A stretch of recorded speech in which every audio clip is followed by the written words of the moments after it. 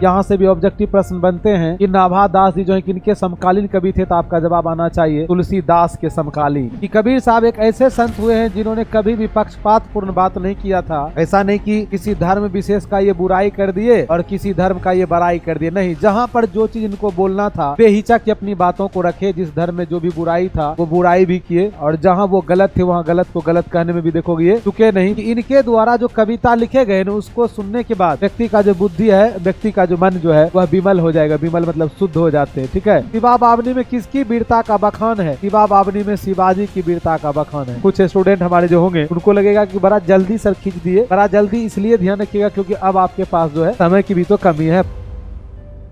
Hello my dear student, तो कैसे आप लोग? आशा करता हूँ आप लोग बहुत अच्छे होंगे। आप सभी स्टूडेंट की तैयारी बहुत ही बेहतर तरीके से हो रही होगी। आप लोगों की तैयारी को और भी बेहतर बनाने के लिए आज हम आए हैं आप लोगों के बीच। हिंदी का जो है एक ही वीडियो में 3 काव्य खंड का जो चैप्टर है वो लेकर के, जिसमें आप आज देखने वाले हैं छप्पे, कवित और तुमुल कोलाहल कलह में।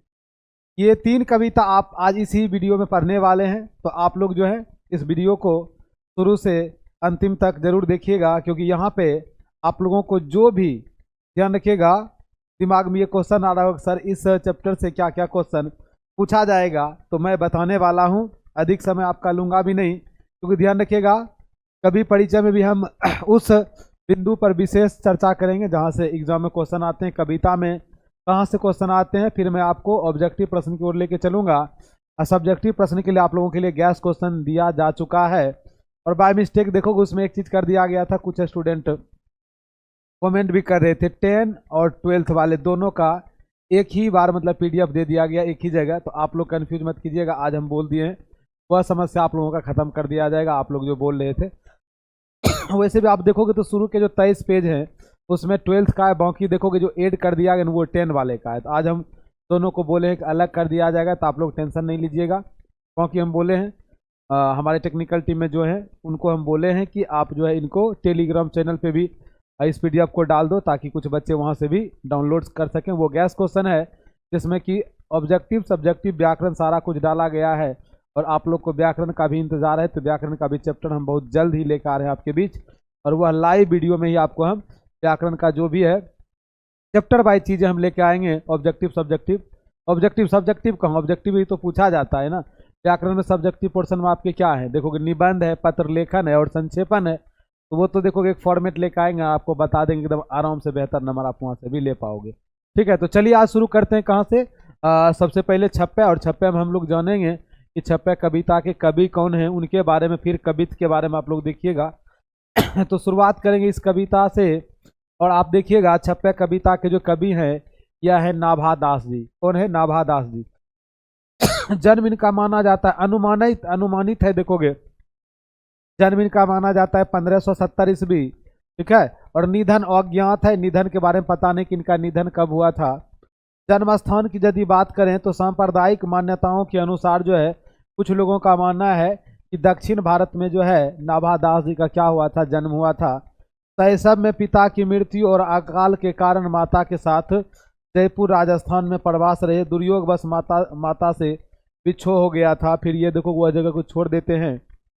अब आगे देखिएगा, शिक्षा जो है गुरु की देखरेख में स्वाध्याय किए थे, मतलब खुद से देखोगे यह अधिक शिक्षा में मतलब स्वाध्याय किए थे। और आगे यदि बात करें, ठीक है, आगे देखो अभिरुचि जो इनका था, लोक भ्रमण में अभिरुचि था, ठीक है।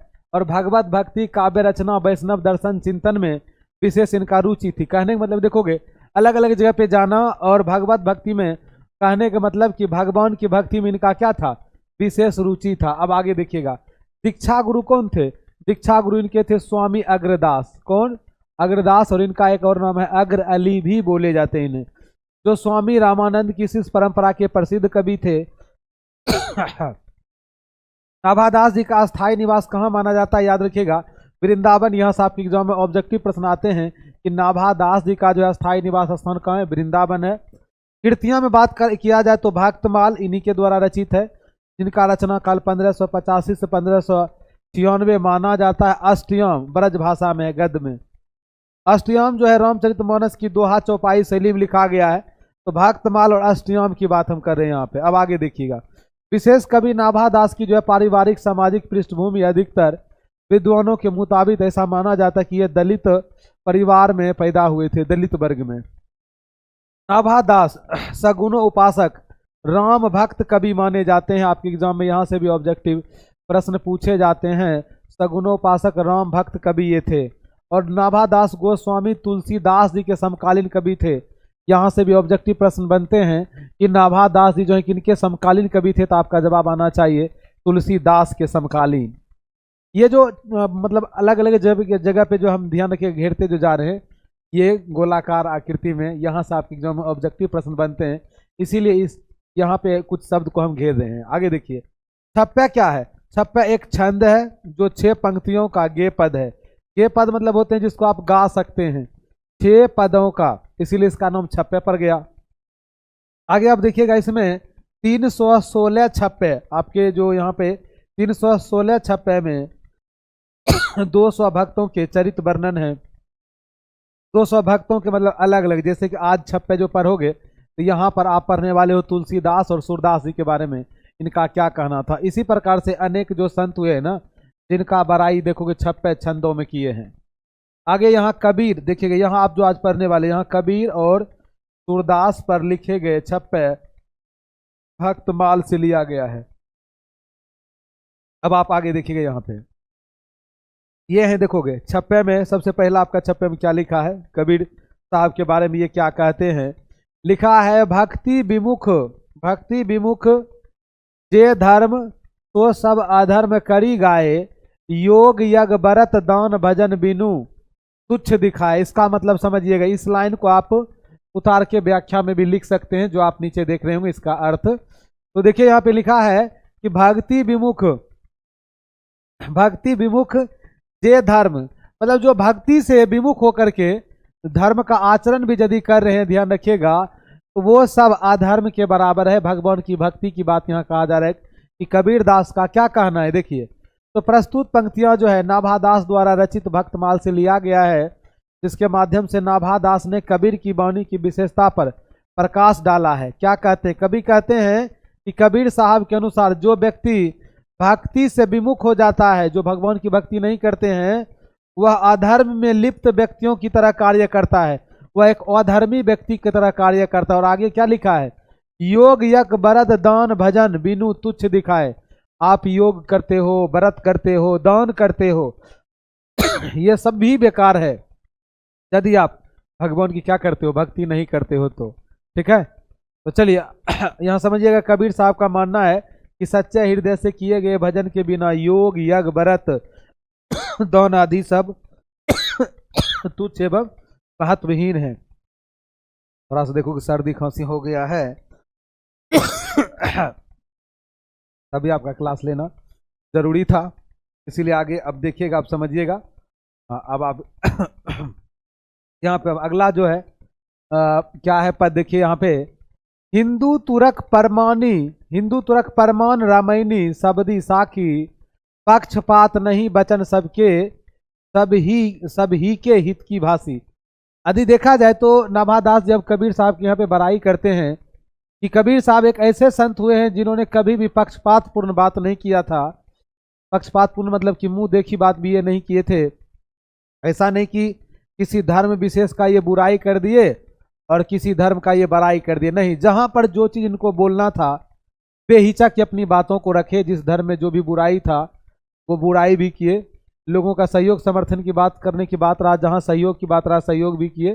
ठीक है, और जहां वो गलत थे वहां गलत को गलत कहने में भी देखोगे ये चुके नहीं। तो यहाँ पे ये देखा जाए तो सबके हित की बात करते थे, पक्षपात बात नहीं करते थे। कौन? कबीर साहब। नाभा दास जी कहते हैं, कबीर के रामायणी शब्द साखी आदि इस बात के प्रमाण है, उन्होंने हिंदू तथा मुसलमान के बीच कोई भी पक्षपात नहीं किया है।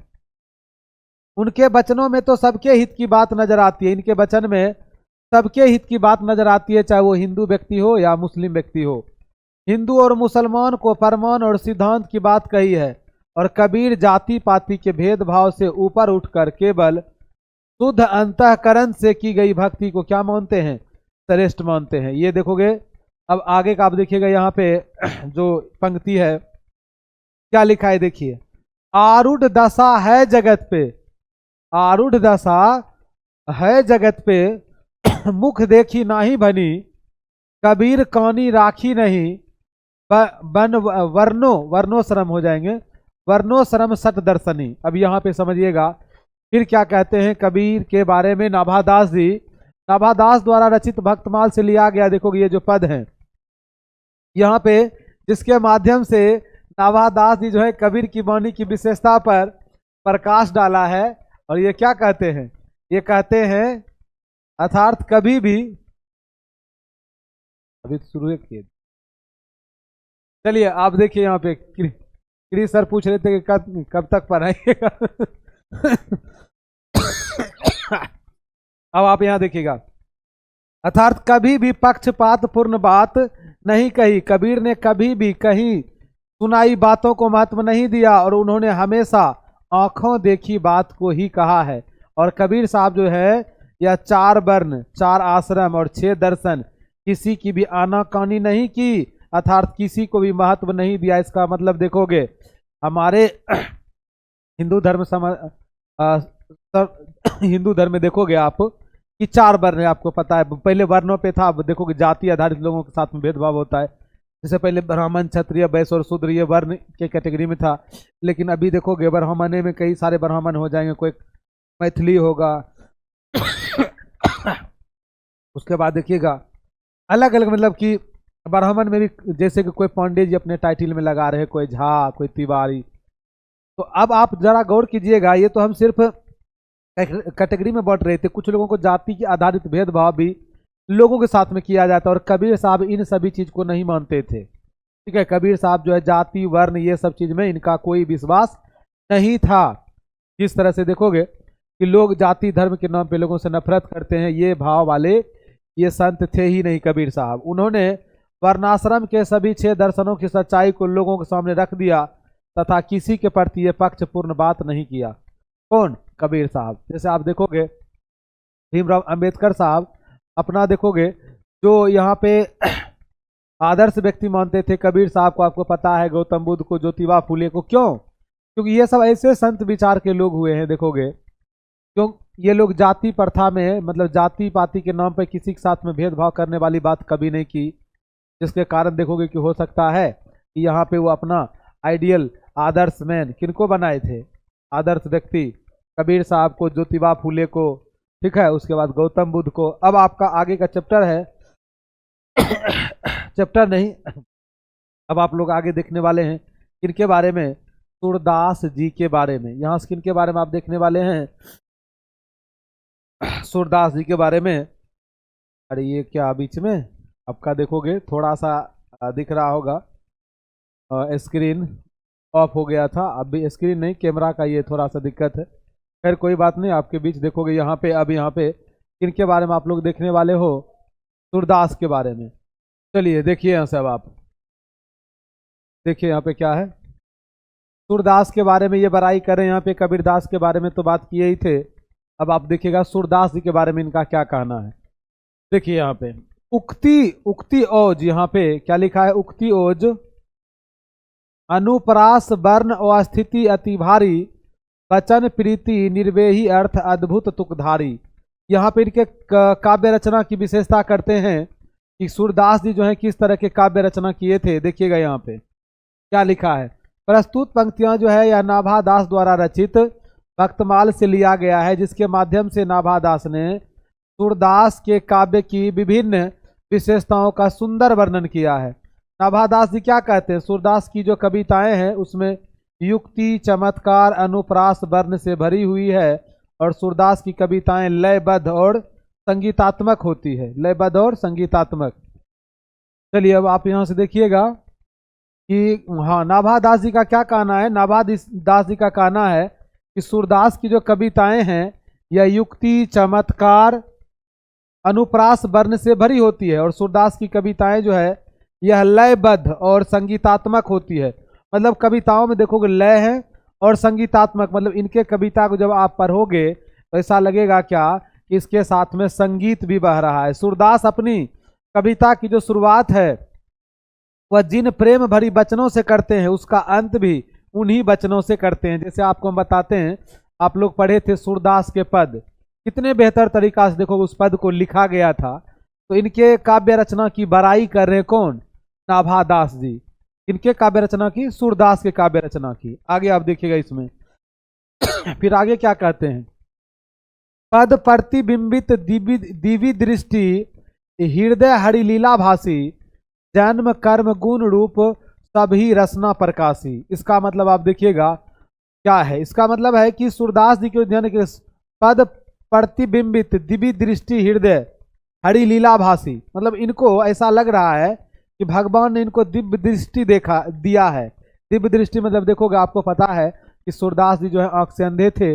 ये करें कि इनके हृदय में जो है हरि लीला भाषी, हरि मतलब कौन? भगवान श्री कृष्ण। आप हरि भगवान विष्णु को भी हम कहते हैं।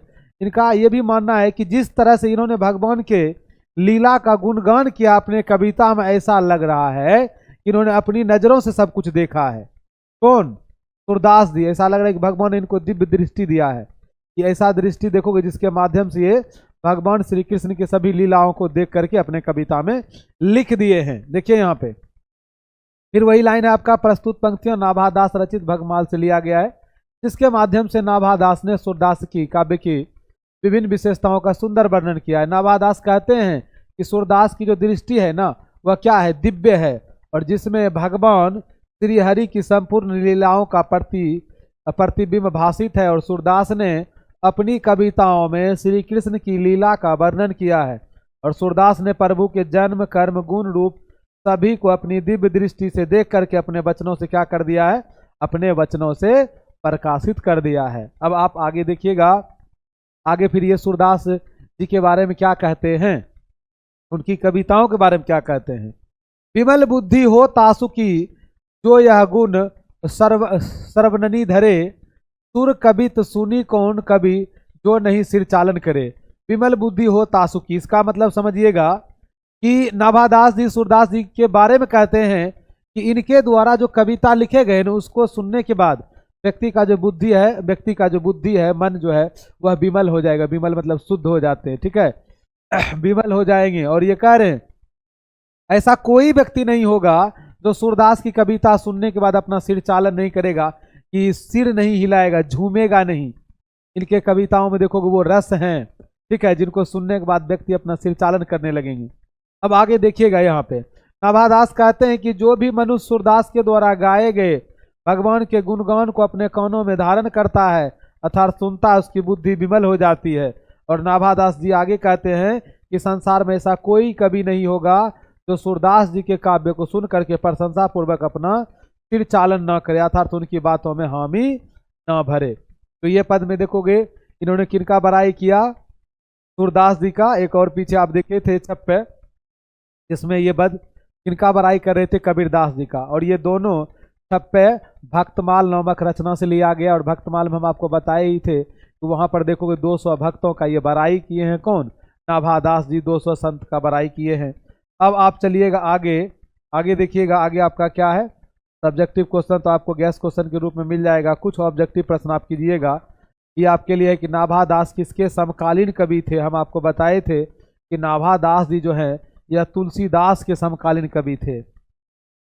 विमल बुद्धि हो तासुकी जो विमल बुद्धि हो तासुकी, यह यहाँ पे थोड़ा सा ये देखो उल्टा पुल्टा हो गया। यह गनु सर्वनी धरे, यह पंक्ति किस कविता से है? तो अभी आप क्या पढ़ रहे थे? छप्पे आंसर हो जाएंगे। नाभादास किस धारा के कवि थे? सद्गुणों उपासक राम भक्त धारा, ये हम आपको बताए थे। सबके हित का वचन कौन कहता है? पाठ के अनुसार सबके हित का वचन जो है यह कबीर साहब करते हैं। कौनी का अर्थ क्या होता है? कौनी का अर्थ होता है, याद रखिएगा, विश्वास और प्रतीति होता है। नाभादास, यहाँ पे नाभादास हो जाएंगे। नाभादास के दीक्षा गुरु कौन थे? स्वामी अग्रदास, जिसको अग्र अली भी कहते हैं। भक्तमाल के रचयिता कौन है? तो आपका जवाब होना चाहिए भक्तमाल के रचयिता कौन है? नाभादास।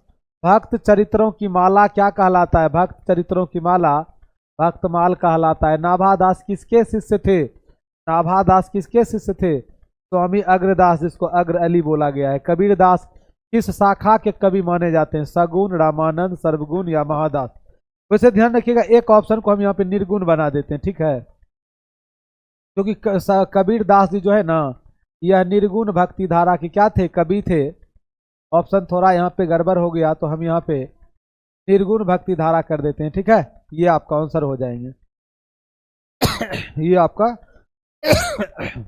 नाभादास किस काल के कवि थे? नाभादास को भक्ति काल के कवि माने जाते हैं। किस काल के? भक्ति काल के। नाभादास की कविता किन दो कवियों के बारे में है? आप जो पढ़ रहे हैं यह कविता है कबीरदास और सूरदास जी के बारे में। नाभादास का काव्य रचना क्षेत्र कहाँ रहा था? वृंदावन। सही आंसर आपके क्या हो जाएंगे? वृंदावन। नाभादास की राम भक्ति मर्यादा के स्थान पे किसका पुट किया गया है? माधुर्य भाव का पुट। यहाँ पे आंसर आप दे दीजिएगा। नाभादास जी किस धारा के संत थे? धारा हो जाएंगे, ये वैष्णव धारा के संत हैं, क्योंकि भगवान हरि यानी देखोगे राम भक्त के पूजा, ये राम भक्त को मानते थे। बीजक के रचयिता कौन है? बीजक के रचयिता कबीरदास हैं। छप्पा क्या है? यह 6 पंक्तियों का छंद है। चलिए अब आपका आगे का नेक्स्ट चैप्टर आ गया कवित्य। क्या आ गया आपका? हम बोले थे आपको इस एक ही वीडियो में आप लोग आज 3 पाठ को देखने वाले हैं, ठीक है। तो कवित्य कविता के जो कवि हैं यह है भूषण जी, और इनका जन्म हुआ था 1613 ईस्वी में। निधन इनका कब हुआ था? 1515 में। जन्म स्थान कहाँ इनका? तिकवापुर, कानपुर, उत्तर प्रदेश। और इनके पिता कौन है? याद रखिएगा, रत्नाकर त्रिपाठी। और इनको जो उपनाम मिला था भूषण, ये चित्रकूट के राजा कौन थे? चित्रकूट के राजा सोलंकी रुद्र शाह। आपके एग्जाम में पूछा जाता है कवि भूषण को भूषण की जो उपाधि मिला था वो कौन दिए थे? चित्रकूट के सोलंकी राजा रुद्र शाह। पिता का नाम आपको याद रखना, आपके एग्जाम में पूछा गया ऑब्जेक्टिव प्रश्न है, रत्नाकर त्रिपाठी। बाकी आप कवित्व के कवि कौन है? भूषण है। जन्म स्थान आप देख ही लिए। आगे आप देखिएगा यहाँ पे आगे जो है इनका उपनाम, ये भूषण इतना प्रसिद्ध हुआ, इनका मूल नाम जो है लोग भूल गया। अब देखिएगा प्रमुख आश्रयदाता किनके यहाँ ये रहे थे? छत्रपति शिवाजी महाराज और शिवाजी के पुत्र साहू जी महाराज एवं पन्ना के बुंदेला महाराज छत्रसाल जी के यहाँ पर ये देखोगे रहे थे। विशेष देखा जाए तो रीति काल के प्रसिद्ध कवि चिंतामणि त्रिपाठी और मतीराम भूषण के भाई के रूप में ये जाने जाते हैं। अब आगे आप देखिएगा कीर्तियां इनका। शिवराज भूषण है 384 छंदों में। सबसे पहले एक बार हम रिपीट कर देते हैं इन सभी को। प्रमुख आश्रयदाता कौन थे इनके? छत्रपति शिवाजी महाराज, शिवाजी के पुत्र साहू जी महाराज एवं पन्ना के बुंदेला महाराज छत्रसाल के यहाँ। और विशेष में देखा जाए तो देखिएगा यहाँ पे रीति काल के प्रसिद्ध कवि चिंतामणि त्रिपाठी और मतीराम भूषण के भाई के रूप में जाने जाते हैं। इनके ये भाई थे चिंतामणि त्रिपाठी और मतीराम भूषण। कीर्तियां में देखा जाए तो शिवराज भूषण जो कि 384 छंद और 105 अलंकारों का निरूपण और छत्रपति शिवाजी की प्रशस्ति करने वाले मुक्तकों का संग्रह। शिवा बावनी लिखा गया है। बावन ध्यान रखिएगा मुक्तकों में, जो आपके एग्जाम में कई बार पूछा गया है कि शिवा बावनी कितने मुक्तकों में लिखा गया है? 52। और शिवाजी की वीरता का बखान भी किए हैं ये। छत्रसाल दशक 10 छंदों में महाराजा छत्रसाल की वीरता का यशोगान ये किए हैं। अब आप आगे देखिएगा यहाँ पे हम आपको क्या बताने वाले हैं। देखिए ये 3 कीर्तियां अपर्याय है। भूषण हजारा, भूषण उल्लास, दूषण उल्लास, ये स्फुट पद में प्राप्त होते हैं। भूषण जो है हिंदी कविता में रीति काल के एक प्रसिद्ध कवि हैं। आपके एग्जाम में पूछा गया है ये प्रश्न कि भूषण जो है यह किस काल के कवि माने जाते हैं, तो आपका जवाब होना चाहिए रीति काल। वे जातीय स्वाभिमान, आत्मगौरव, शौर्य एवं पराक्रम के कवि हैं। और इसके कविता में आपको दिखने को मिलेगा वीर रस। आगे हम बताएंगे कि कवि भूषण की कविता में वीर रस की बात जो किया गया है, क्योंकि यहाँ पे छत्रपति शिवाजी महाराज और महाराज छत्रसाल की जो है ध्यान रखिएगा बड़ाई किया गया, उनकी वीरता के बारे में ये बताते हैं। तो यह कविता वीर रस में लिखा गया। इस महान कवि ने फरकती हुई मुक्तक शैली में छत्रपति शिवाजी और बुंदेला वीर राजा छत्रसाल की वास्तविकता पर आधारित विरुद्ध वालियां गाई है। उनकी लोकप्रियता का यह प्रमाण है कि जनमानस में भूषण वीर रस के पर्याय और प्रतिमूर्ति की तरह प्रतिष्ठित है। आगे देखिएगा रीति काल में रस, अलंकार, नायिका भेद आदि का निरूपण करते हुए उदाहरण के रूप में कविता करने वाले कवियों की लंबी परंपरा थी। ऐसी कविता को आचार्य कवि या रीतिबद्ध कवि भी कहते हैं।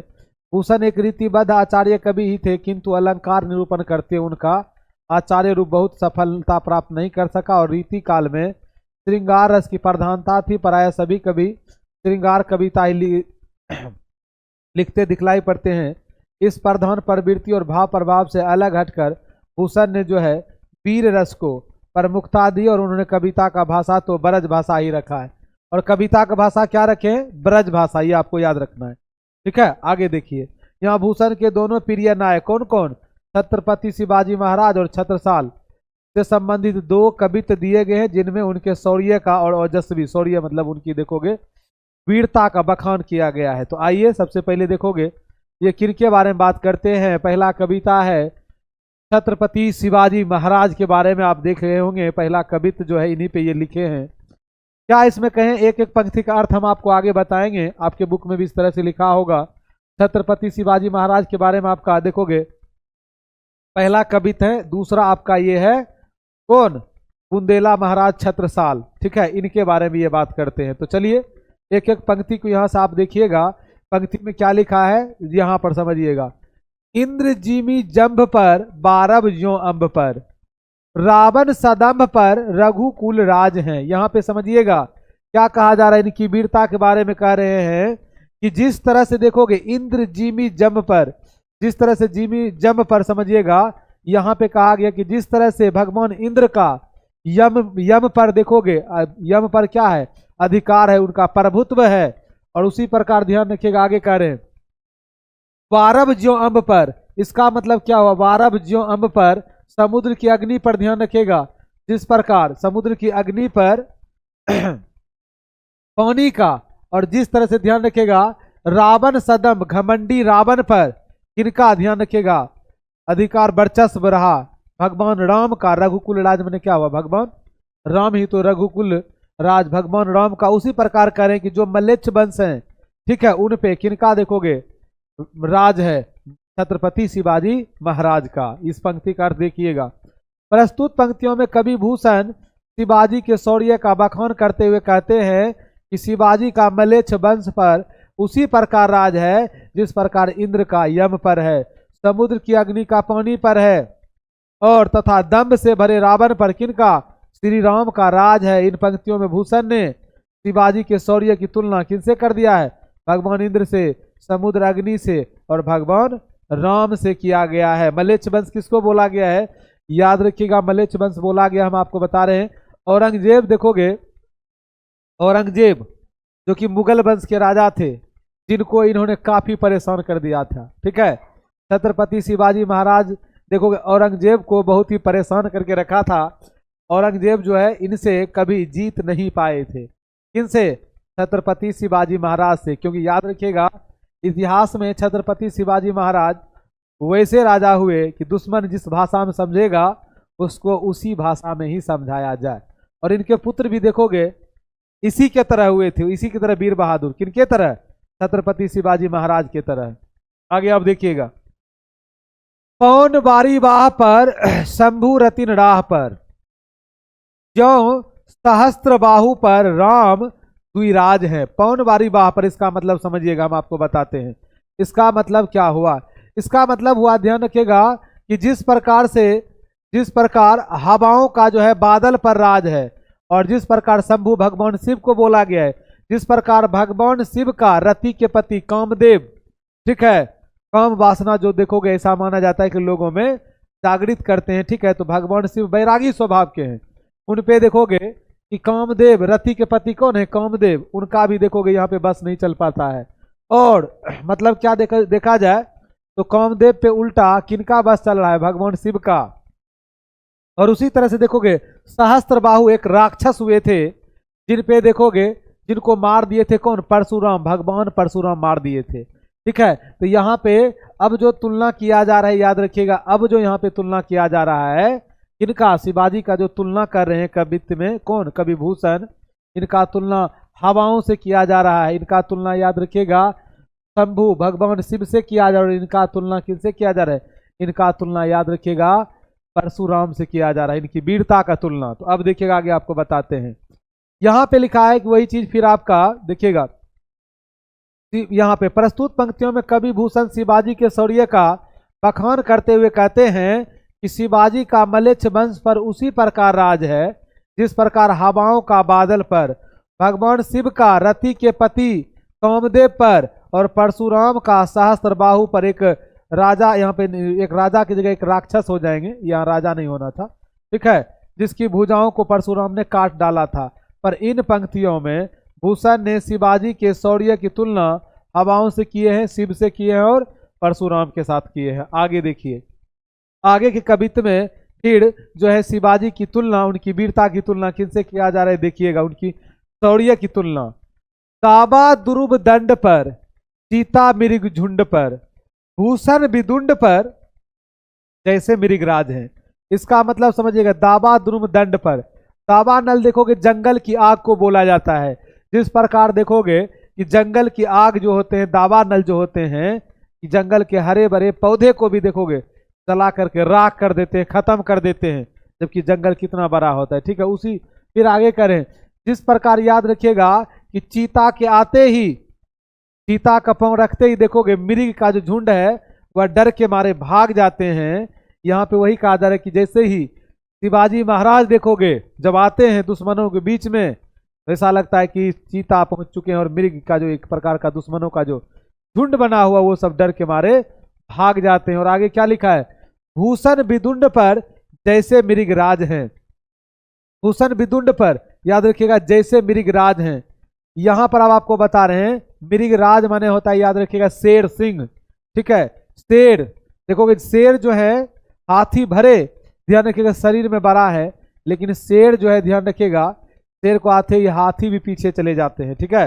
हाथी देखोगे इनके सामने कुछ भी नहीं। तो मृगराज यानी शेर से भी तुलना कर दिया है किनका, शिवाजी महाराज का। देखिए यहाँ पे प्रस्तुत पंक्तियों में कवि भूषण शिवाजी के शौर्य का बखान करते हुए कहते हैं कि शिवाजी का जो है मलेच्छ वंश पर उसी प्रकार राज है जिस प्रकार जंगल की आग का वृक्ष की डालों पर, सीता का मृग के झुंड पर और सिंह का हाथी पर राज है। इन पंक्तियों में भूषण ने शिवाजी की शौर्य की तुलना जो है वह जंगल की आग से किया है, सीता से किया है और शेर से किया है। इनकी वीरता का देखोगे बड़ाई। अब आगे आप देखिएगा आगे क्या कहते हैं। फिर आगे के जो यहाँ पे कवित्व में जो पद लिया गया है, जो पंक्ति लिया गया है, तेज तम अंश पर कान्हा जिमी कंस पर। इसका मतलब हम आपको बताएंगे, देखिएगा तेज तम अंश पर, तेज तम, तम मने होता है अंधेरा, ठीक है। तम मने आपको पता ही है कि अंधेरा होता है। जिस प्रकार से देखोगे कि तेज यानी कि रोशनी को आते ही अंधेरा भाग जाते हैं। फिर आगे कह रहे कान्हा जिमी कंस पर, कंस को देखोगे कौन मार दिए थे, कान्हा कौन, कृष्ण, भगवान कृष्ण। देखोगे कान्हा को भगवान कृष्ण जो है वह किन है, जिन्हें कान्हा बोले, भगवान श्री कृष्ण को कान्हा हम लोग बोलते हैं ना प्यार से, वो क्या किए थे, कंस को मार दिए थे। यो मलेच्छ वंश पर शेर शिवराज हैं। यहाँ पे आप देखिएगा जिस प्रकार उजाले का अंधेरा पर, उजाले का तो अंधेरा पर, अंधेरा गायब हो जाते हैं कब, उजाला आएगा अंधेरा खत्म।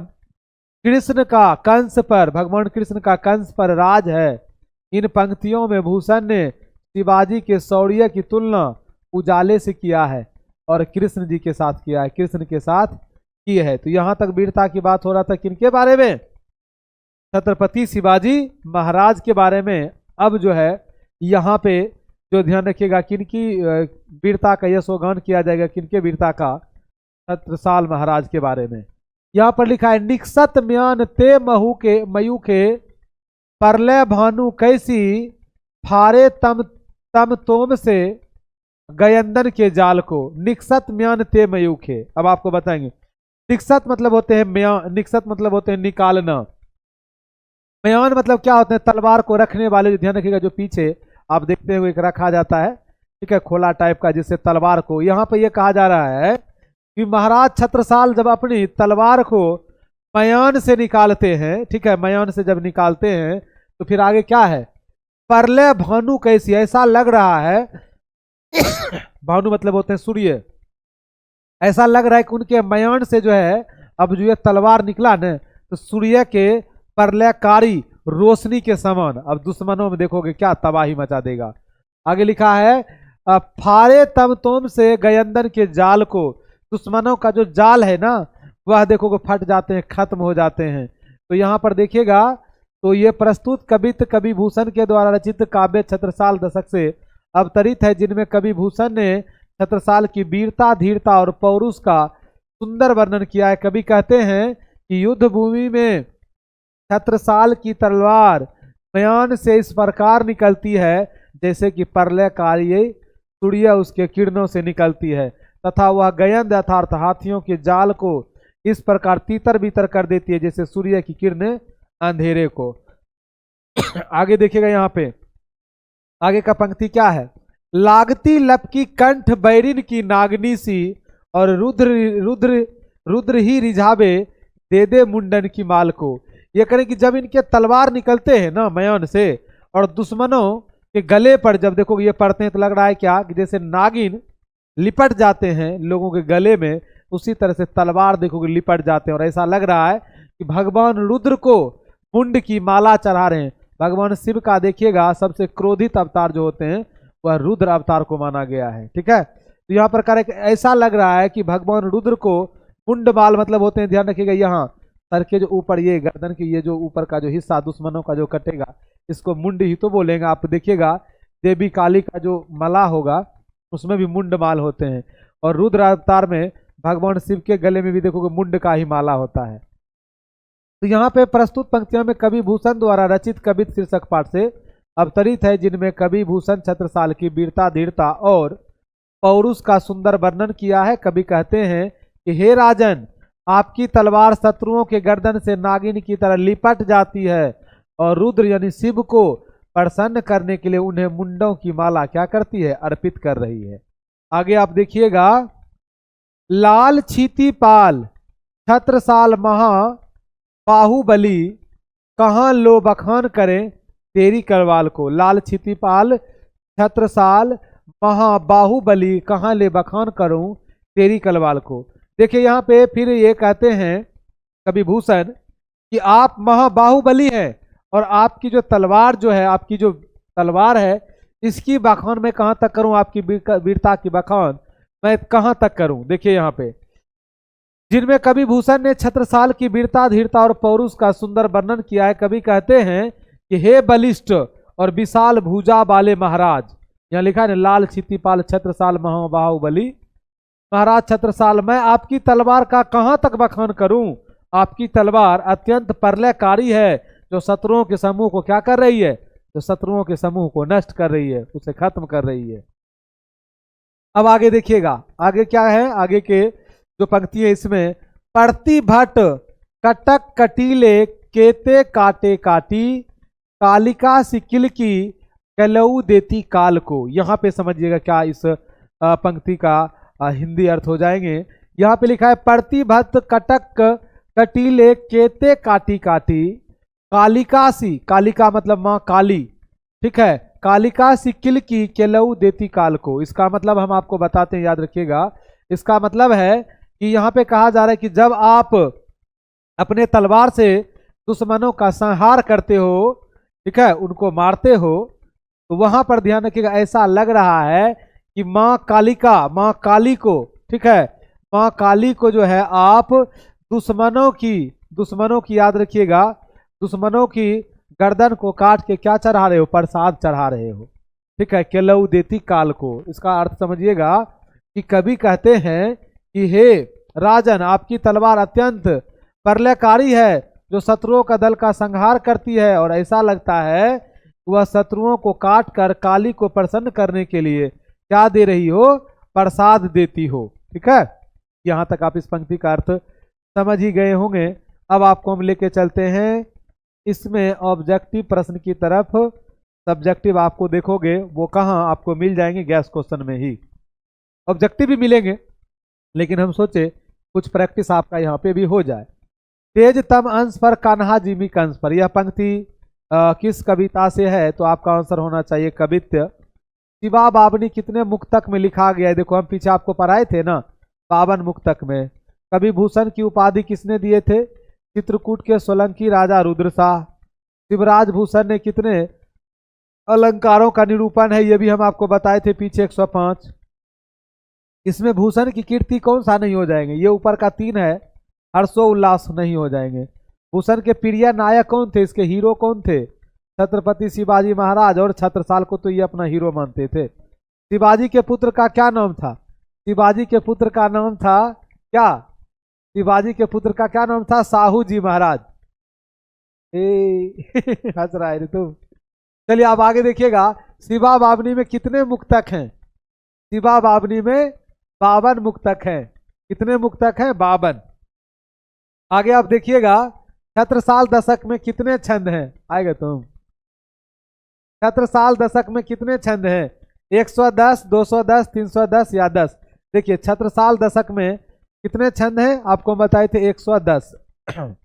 आगे आपके हैं, भूषण के पिता का क्या नाम है, रत्नाकर त्रिपाठी, आप पीछे देखे थे, रत्नाकर त्रिपाठी। शिवराज भूषण किसकी कीर्ति है, शिवराज भूषण जो है यह भूषण की कीर्ति है। आगे का आपका प्रश्न है, भूषण किस काल के कवि थे, भूषण किस काल के कवि थे, तो भूषण याद रखिएगा ये किस काल के कवि थे, ये रीति काल के कवि थे। शिवा बावनी में कितने मुक्तक हैं, शिवा बावनी में 52 मुक्तक हैं। कितने मुक्तक, 52।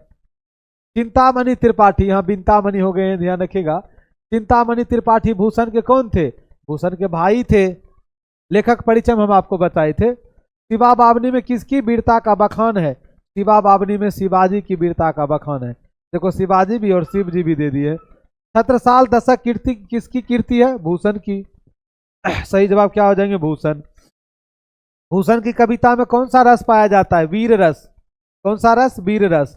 छत्रसाल दशक के कितने छंदों में महाराज छत्रसाल की वीरता का यशोगान किया गया है, राइट आंसर हो जाएंगे 52 छंदों में। रत्नाकर त्रिपाठी किस कवि के पिताजी थे, रत्नाकर त्रिपाठी जो हैं यह किस कवि के पिताजी थे, कवि भूषण के। लागती लपकी कंठ बैरिन की नागनी सी, यह युक्ति किस शीर्षक कविता की है, यह कवित शीर्षक कविता की है। चिंतामणि किस काल के कवि थे, चिंतामणि जो है यह रीति काल के कवि थे। अब आपका वो खत्म, यहाँ सब आपका आ गया। एक कविता है तुमुल कोलाहल कलह में, जयशंकर प्रसाद जी के द्वारा लिखे गए ये कविता है, जिसको आप लोग देखिएगा। कवि तुमुल कोलाहल कलह में कवि कौन है, जयशंकर प्रसाद जी। इनका जन्म कब हुआ था, 1889 में, और निधन कब हुआ था, 15 नवंबर 1937 में। जन्मस्थान आप याद रखिएगा, ऑब्जेक्टिव में पूछा गया है वाराणसी। पिता इनके कौन थे, देवी प्रसाद साहू, और पितामह, पितामह किनको हम लोग बोलते हैं, दादाजी को, ठीक है। कौन थे, शिवरत्न साहू। इनके पिताजी के बारे में पूछा गया आपके। सुरता यानी तंबाकू बनाने के कारण इनके दादाजी का एक और नाम है सुंगनी साहू के नाम से ये विख्यात थे। शिक्षा की बात करें तो 8वीं तक ये संस्कृत, हिंदी, फारसी, उर्दू शिक्षा घर पर नियुक्त शिक्षकों के द्वारा किए थे। विशेष परिस्थिति 12 वर्ष की अवस्था में देखोगे पितृविहीन हो गए थे, कहने का मतलब इनके पिताजी का क्या हो गया होगा, देहांत, निधन। 2 वर्ष के बाद माता की भी मृत्यु हो जाती और परिवार में गिरी कलह की स्थिति हो उठे। ज्येष्ठ भ्राता इनके थे बड़े भाई शंभू रतन की मृत्यु से संकट की स्थिति उत्पन्न हो गई और सभी उत्तरदायित्व किनके कंधे पे आ गया था, प्रसाद जी के कंधे पे। पहले देखो इनके पिताजी का डेथ हो गया जब ये 12 साल के थे। 2 साल बाद फिर इनकी माता जी का डेथ हो जाते हैं, देहांत। फिर देखोगे इनके भाई शंभू रतन का भी, तब सारा पारिवारिक जिम्मेदारी किन पे आ जाते हैं, जयशंकर प्रसाद जी पे। रचनाएं की बात करोगे तो कलाधर उपनाम से इन्होंने ब्रज भाषा में सवैयों की रचना किए थे और प्रसाद की प्रेरणा से उनके भांजे अंबिका प्रसाद ने इंदु का प्रकाशन 1909 में प्रारंभ किए थे। कालक्रम के अनुसार देखोगे तो जीवाधार प्रथम संग्रह, जिसमें कविता, कहानी, नाटक आदि ये रचनाएं संकलित किए थे। पहले देखोगे शुरुआती समय में ये किस नाम, ब्रज भाषा में कौन नाम से रचना कर रहे थे, कलाधर नाम से। आगे देखिए इनका काव्य संकलन में, यहाँ पे आपके एग्जाम में ये पूछा गया कई बार, आंसू और झरना, ये पूछा गया आंसू किस कवि की रचना है, जयशंकर प्रसाद, और झरना भी। ये तो आपके एग्जामिनर का फेवरेट है, कामायनी, बहुत बार पूछा गया है, ठीक है। ये जो प्रबंध काव्य है कामायनी। नाटक में कल्याणी धरण, परास्थित, राजश्री, विशाखा, कामना, जन्मेजय का नागयज्ञ, स्कंद गुप्त, एक पेंट, चंद्रगुप्त, ध्रुव स्वामिनी, ये कई बार आपके एग्जाम में पूछा गया है कि ध्रुव स्वामिनी। ध्यान रखिएगा रचना बहुत सारे हैं, लेकिन हम उसी में ध्यान उस जो भी रचनाएं जो आपके एग्जाम में कई बार पूछेंगे उसको हम हाईलाइटेड करें या घेर दे रहे हैं। कथा संग्रह में छाया, प्रतिवानी, इंद्रजाल, ये आपके उपन्यास में कंकाल आपके एग्जाम में पूछा गया है ऐसे करके कि कंकाल शीर्षक की कंकाल जो है या जयशंकर प्रसाद के देखो कौन सी रचना है, कहानी, उपन्यास, नाटक, ऐसे करके पूछा है। आपका जवाब होना चाहिए उपन्यास। तितली, इरावती, ये अपूर्ण रह गया था 1940 में, ये पूरा नहीं कर पाए थे। इरावती ये भी पूछा गया है कि कौन सी रचना जयशंकर प्रसाद की आधा रह गया है, वह कौन सा, इरावती। अब आगे आप देखिएगा यहाँ पे आधुनिक हिंदी स्वच्छंद काव्य धारा के ये छायावादी कवि माने जाते हैं। याद रखिएगा प्रवर्तकों में जयशंकर प्रसाद वरिष्ठ थे। जयशंकर प्रसाद ने केवल एक महान छायावादी कवि थे बल्कि वो एक महान नाटककार, उपन्यासकार, कहानीकार और निबंधकार भी थे। कामायनी समग्र रूप में छायावाद की देखोगे प्रतिनिधि और उत्कृष्ट काव्य कीर्ति है। कामायनी से लिए गए प्रस्तुत अंश में महाकाव्य की नायिका इस महाकाव्य की नायिका जो है वह है सरधा, जो वस्तुतः स्वयं कामायनी है, आत्मज्ञान प्रस्तुत करती है। आप आइएगा यहाँ पर देखिएगा तुमुल कोलाहल कहला में जो पंक्ति है उसका एक एक अर्थ भी आप समझिएगा। यहाँ पे इस पंक्ति में देखोगे सरधा कौन है, सरधा जो है यह है मनुष्य का हृदय। मनु सरधा, सरधा क्या है, यह हृदय है। हृदय की बात आप जानते ही हैं, ठीक है, जो आपको काफी शांति देती है। और मन जो है यह बड़ा बेचैन है। यह कामायनी ग्रंथ से लिखा गया है, ठीक है, कामायनी ग्रंथ से देखोगे यह है इनका ग्रंथ ही माना जाता है कामायनी। इसमें क्या लिखा गया है देखिए, यहाँ पे लिखा गया है क्या, सबसे पहला पंक्ति को देखिएगा, तुमुल कोलाहल कलह में मैं हृदय की बात रे मन। सरधा क्या कहती है, हृदय क्या कहती है, देखोगे सरधा कहती है कि हे मन, मन को कहती है क्योंकि मन आपको पता है कि बड़ा बेचैन है और मन के बेचैनी के कारण देखोगे आदमी बड़ा परेशान भी रहता है, ये आपको पता ही होगा, ठीक है। क्योंकि याद रखिएगा आदमी सबसे अधिक यदि परेशान होता होगा वह अपने मन के ही कारण, ठीक है। गीता में भी देखोगे कि मन के बारे में बोला गया कि मन जो है ना एक बेलगाम घोड़ा है, इसका सवारी सबकी बस की बात नहीं है। मन के बहकावे मन आ, मन राह बुलाए भ्रम में डाले, ये देखोगे गीता में एक श्लोक है। तो मन जो है ना हमें बहुत ही बहलाते हैं, मन हमको बेवकूफ भी बनाते हैं, ठीक है। हमको, आपको, सबको आप ध्यान रखिएगा कि आप जिस तरह के ध्यान रखोगे मन बना लोगे तो उस तरह का ध्यान रखिएगा चीजें आपके साथ में होना शुरू हो जाता है। कहने का मतलब आप देखोगे जैसे मान चलो आप कहीं बैठे हुए हो, एकाएक आप देखिए किसी चीज का विचार करोगे, आपका मन आपको वहां एकदम लेके चला जाएगा। अब हो सकते हैं कि अच्छे विचार और बुरे विचार दोनों आ सकते हैं आपके मन में। देखिए सरधा, तो मन क्या है, मन को भी देखोगे मन एक बेचैन चिड़िया की भी तरह है, बड़ा परेशान रहता है और अपने परेशान भी रहता है और उस व्यक्ति को भी परेशान करते हैं। तो सरधा कहती है कि हे मन, जीवन के इस अत्यधिक शोर शराबे और संघर्षपूर्ण वातावरण में जब व्यक्ति क्या हो जाते हैं, बेचैन होता है, तब मैं हृदय की बात यानी शांति और सुकून देने वाली सुखद अनुभूति हूं। अब ये लाइन का ये अर्थ हुआ। दूसरा पंक्ति क्या है देखिए, दूसरा पंक्ति है, विकल होकर नित्य चंचल खोजती जब नींद के पल, चेतना थक सी रही तब मैं मलय की बात रे मन। फिर ये कहते हैं देखोगे सरधा, जब मन लगातार चंचलता के कारण व्याकुल हो जाता है और थक कर वह आराम की तलाश करता है, जब वह थक जाते हैं आराम की तलाश करता है, उस समय मैं मलय पर्वत से आने वाली ठंडी हवा के समान हूं।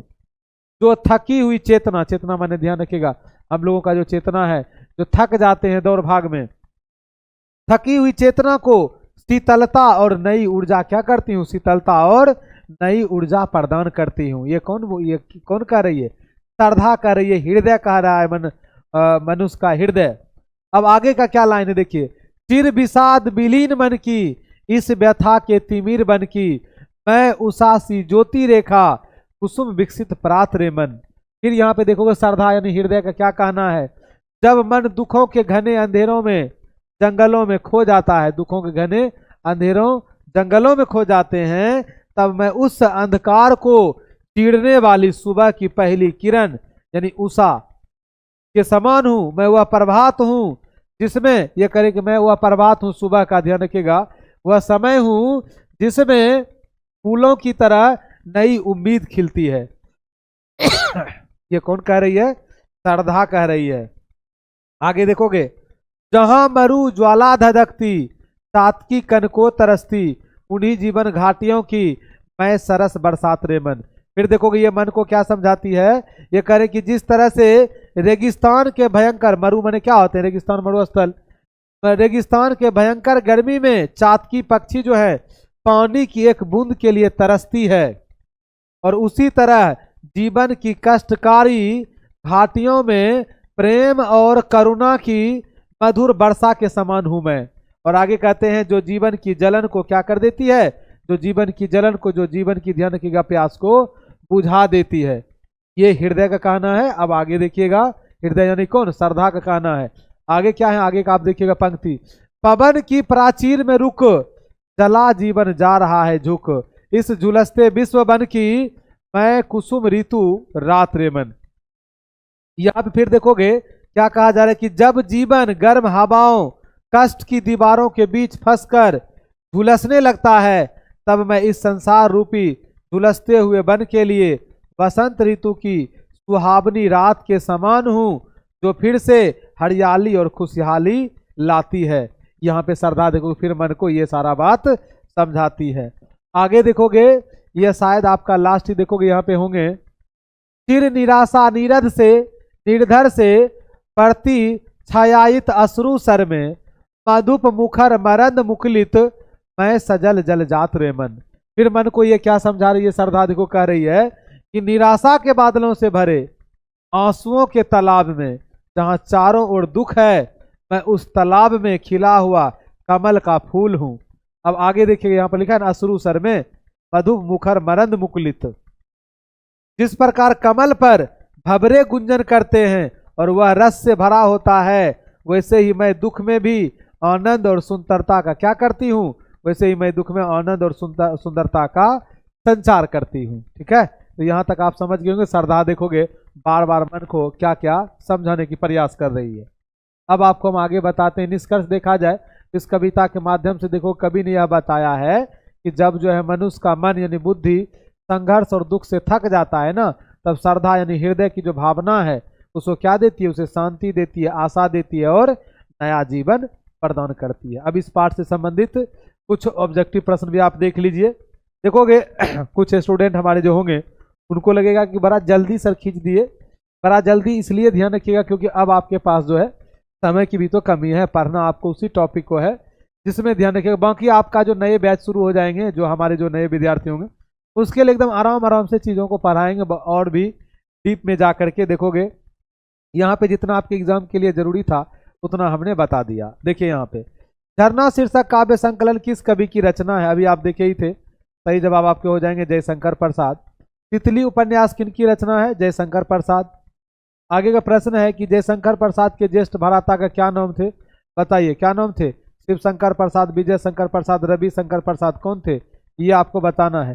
ठीक है, इनके बड़े भाई कौन थे हम ही भूल गए, चलिए एक बार हम ही बता देते हैं, गलती नहीं करना है। क्या बताए थे, शंभू रतन बताए थे क्या आपको। इनके बड़े भाई का नाम क्या बताए थे, बताइएगा आप लोग। ठीक है, इनके बड़े भाई का नाम क्या बताए थे हम आपको, शायद शंभू रतन बताए थे ना। इनके बड़े भाई का नाम क्या बताए थे, इनके बड़े भाई का नाम देखोगे हमारे दिमाग से उतर गया है, खैर कोई बात नहीं, गलत आपको लेकिन हम नहीं बताएंगे। इनके बड़े भाई का नाम क्या था इसमें, हाँ शंभू रतन, जो हम बोल रहे थे वही हुआ, थोड़ा हम कन्फर्म होना चाहते थे। ठीक है, शंभू रतन ही है, एकदम सही जवाब हो जाएंगे, शंभू रतन ही है।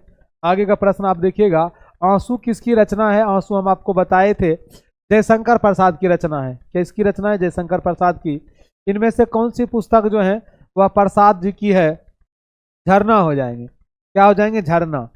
जयशंकर प्रसाद की कौन सी कृति अपूर्ण रह गई, हम आपको बताए थे इरावती जो है या इनकी अपूर्ण रह गई थी। प्रसाद रचित महाकाव्य का नाम क्या है, इनका अभी हम आपको बताए थे, एक महाकाव्य है कामायनी। ऑप्शन आपके यहाँ बी होंगे, यहाँ सी होना चाहिए। जयशंकर प्रसाद की सफलतम नाट्य कृति कौन सी है, ध्रुव स्वामिनी, देखो काफी प्रसिद्ध इनका नाट्य कृति रहा है। जयशंकर प्रसाद किस बात के कवि थे, छायावाद। सही आंसर क्या हो जाएंगे, छायावाद। प्रसाद जी के पिताजी का क्या नाम है, बताइएगा इनके पिताजी का क्या नाम है, देवी प्रसाद साहू कालिका, ये तो चंडिका, ये भी नहीं होंगे, देवी प्रसाद साहू हो जाएंगे। प्रसाद जी का जन्म कहाँ हुआ था, इनका जन्म आपको हम बताए थे वाराणसी में हुआ था, लेखक परिचय में। इनमें कौन सी पुस्तक प्रसाद जी की नहीं है? शिवाजी का महत्व, ये इनका देखोगे नहीं है। कंकाल क्या है? यह एक उपन्यास है, यह हम आपको बताए थे। ध्रुव स्वामिनी कैसी कृति है? इनका नाट्य कृति है। इनका क्या हो जाएंगे? नाटक। देवी प्रसाद साहू जयशंकर प्रसाद के कौन थे? देवी प्रसाद साहू इनके पिताजी थे, अभी हम आपको बताए थे। तुमुल कोलाहल कला में शीर्षक कविता के रचयिता कौन है? अभी आप देखे ही है, जयशंकर प्रसाद जी।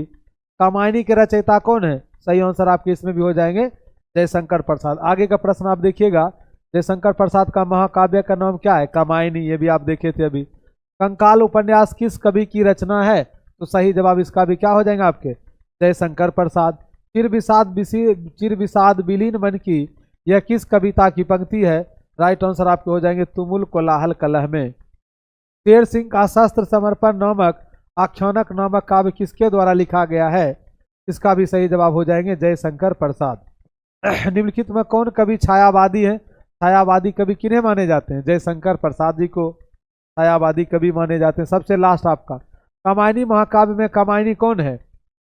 कामायनी महाकाव्य में कामायनी हम आपको बताए थे, श्रद्धा है मनुष्य की हृदय, श्रद्धा। तो आज आपका देखोगे जो टॉपिक में यहाँ तक जो हम आपको पूरा करवाए, तो हम शुरू किए थे आपके देखोगे नाभा दास के बारे में, उनका जो है छप्पे आप देखे, छप्पे, फिर आपका क्या रहा कवित्व, फिर अभी आपका तुमुल कोलाहल कलह में। ये 3 कविता आप एक ही वीडियो में देखे, और वीडियो आपका देखोगे अधिक हम समय भी नहीं लिए। जितना ध्यान रखिएगा आपके एग्जाम में जो भी पूछे जाने वाले जो भी ऑब्जेक्टिव टाइप के क्वेश्चन थे, उन सभी के बारे में हम आपको बताए, और कविता में क्या था उसका हिंदी अर्थ भी हम आपको बता दिए, समझा दिए। बाकी यह वीडियो आप लोग के लिए कैसा रहा, ये आप लोग अपना फीडबैक दीजिएगा कमेंट में। फिर से मैं आपको बता दूं कि आप लोगों का जो गैस क्वेश्चन का पीडीएफ था तैयार हो चुका है, एप्लीकेशन पे डाल दिया गया, आप लोग वहां से उस पीडीएफ को डाउनलोड कर सकते हैं। बाकी हम बोल दिए हैं कि टेलीग्राम में भी देखोगे उस पीडीएफ को डाल दिया गया होगा, इन्फॉर्मेशन तो हम दे दिए थे अपने टेक्निकल टीम को, तो वहां से भी आप लोग डाउनलोड कर सकते हैं। और उस गैस क्वेश्चन में ध्यान रखिएगा वो सभी महत्वपूर्ण प्रश्न दिए गए हैं जो इस बार आपके एग्जाम में आने वाले हैं। बाकी उसमें जो भी प्रश्न है, चाहे वो ऑब्जेक्टिव सब्जेक्टिव हो, उसमें आपके बुक के हैं, व्याकरण के, वो सभी चीज़ों का वीडियो देखोगे आपको बहुत जल्द ही मिल जाएगा। वीडियो मतलब क्या, आपके सामने लाइव सेशन ही लेके आएंगे, उसमें जो भी चीज़ है उसको आपको लाइव में भी बताया जाएगा, ताकि आपका कन्फ्यूजन यदि कुछ प्रश्न में हो तो आपका वो कन्फ्यूजन भी दूर हो जाए। तो चलिए आप सभी स्टूडेंट से अब मिलते हैं अगले क्लास में। तब तक के लिए आप सभी स्टूडेंट को जय हिंद।